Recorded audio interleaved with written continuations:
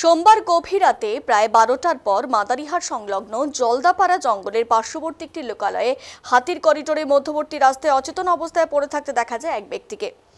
ঘটনাটি নজরে আসে টহলরত বন দফতরের কর্মীদের। অন্ধকারের রাস্তার মাঝে কাউকে পড়ে থাকতে দেখে প্রথমে ঘাবড়ে যান তারা। প্রথম ধারণা ছিল হয়তো হাতির আক্রমণে কেউ আহত হয়েছেন। তবে সাহসিকতার সঙ্গে পরিস্থিতি মোকাবিলা করে বনকর্মীরা এগিয়ে যান। কাছে গিয়ে দেখা যায় ওই ব্যক্তি আসলে একজন ফেরিওয়ালা, নাম এমডি সেলিম। পেশায় তিনি ছোলা, মটর, চানা ইত্যাদি বিক্রেতা। ঘটনাস্থলে পাশেই পড়েছিল তার ফেরির সামগ্রী। জানা যায় তার বাড়ি অলং ব্রিজ সংলগ্ন এলাকায়। বনকর্মীরা আর দেরি না করে তাকে গাড়িতে তুলে নিরাপদে বাড়িতে পৌঁছে দেন। সৌভাগ্যবশত তাদের সতর্ক নজর ও তৎপরতার কারণে বড় ধরনের কোনো দুর্ঘটনা ঘটেনি।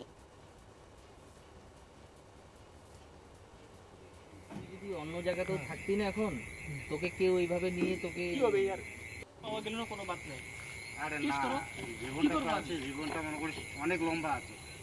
এইদিকে খুল দিন না, এদিকে ऐसा नहीं আমরা দিচ্ছি না, তোমার রিকোর্ডটা খড়া হোক। থানায় দিলে তো লাল কালি পড়তো। হ্যাঁ, 2 ঘন্টা থেকে দিকদারি করতেছে না, 10টা থেকে।